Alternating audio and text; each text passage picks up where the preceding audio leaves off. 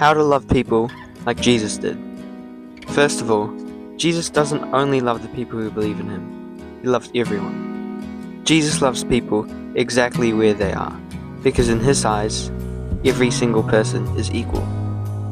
This includes heterosexuals, atheists, LGBTQ+, Muslims, furries, Christians, rich, poor, everyone.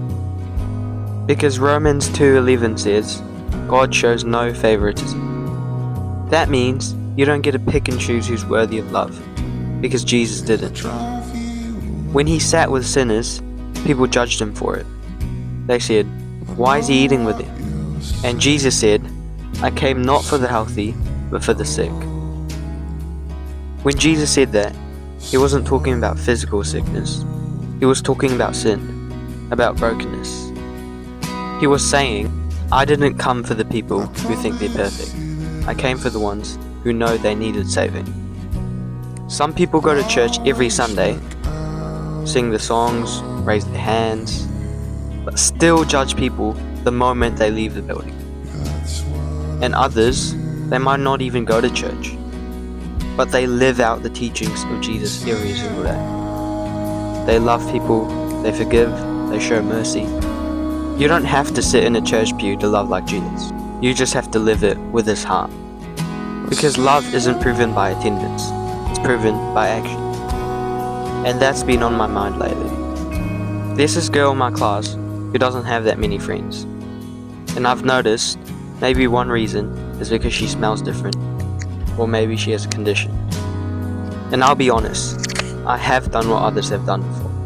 I try to act cool, laughed along when people made faces, pretended to fit in when they said, she stinks. But now I realize that's not cool. That's not love.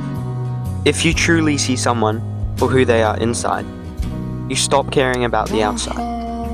Because everyone has something beautiful within them. If you take a second to look past the smell, you'll see a kind soul, a beautiful mind, someone who just wants to be treated like everyone else. And that's what Jesus would see too. Jesus wouldn't avoid her. He'd walk right up to her, look her in the eyes, and treat her with the same love and respect as anyone else. Talking behind her back doesn't help her. It doesn't make you better, it just spreads more hurt.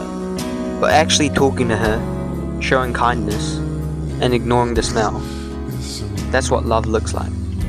Because the way someone smells, looks, or acts doesn't change their worth. In God's eyes, she's just as valuable as anyone else in the room. And it's not just her.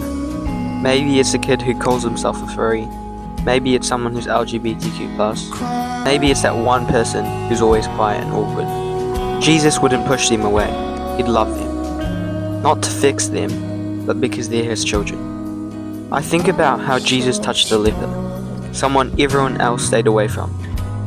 He didn't just say, be healed. He touched him. Because love isn't afraid to get close to the people the world avoids. So instead of stepping away, what if I stepped closer? What if I said hi, or sat next to someone who's alone? Or made them feel seen and valued? Because sometimes, loving like Jesus doesn't look big or dramatic. It starts with something simple, like kindness. Like making someone feel like they belong. That's what Jesus did everywhere he went. And maybe that's what he's calling me and you to do too.